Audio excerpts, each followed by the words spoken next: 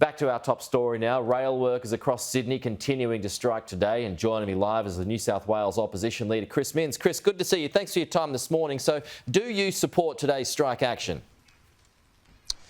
Well, certainly we don't want industrial action in New South Wales. We want to make sure we can get to an agreement. You have to say that the government's shown some goodwill and there has been progress in relation to negotiations. And I'm hopeful that for next week, rail services can return to normal. We want to make sure that taxpayers in New South Wales have access to good public transport and that normal services are returned as of next week. So the union should have stood down today?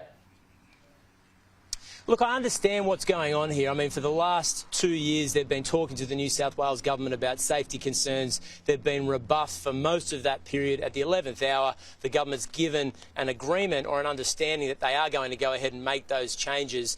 They're waiting on a deed, a signature on that deed. But at the end of the day, if the government's going to pull a big bait and switch and effectively renege on that agreement, then they'll be held to pay as far as the public is concerned. I'd like to see rail services return to normal from next week. Yeah, the Transport Minister, he was on this program yesterday and he bowed to union demands on those modifications of the warehouse trains.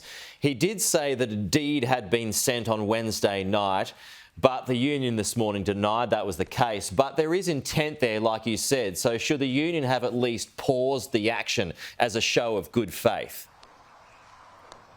Look, I'd love to see goodwill beget goodwill.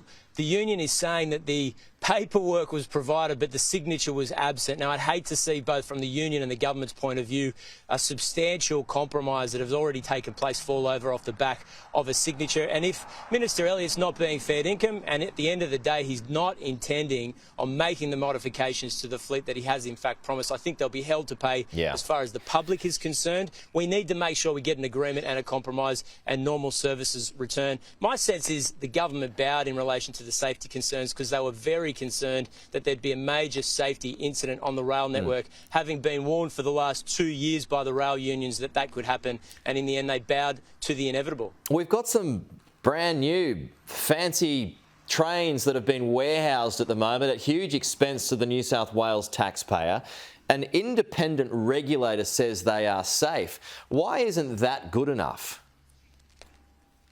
A couple of things here. Firstly, the former Minister for Transport, Andrew Constance, and I remember when this happened because I was the Shadow Minister for Transport, gave an agreement at a press conference that there'd be modifications to the fleet. So for the last 2 years, the entire state has been labouring under the misapprehension that the transport fleet had been fixed 2 years ago in Korea. That proved to be not correct, and I think that's part of the reason why there's so much ill will in relation to this negotiation. But Peter, at the end of the day, if you need to get to and from work, if you need to see family and friends, if you want to get to the CBD, we need the rail network to get back to normal. There seems to have been significant movement in relation to compromise and negotiation. I'd like to see that bedded down and normal services return. So do you want these new trains on the tracks?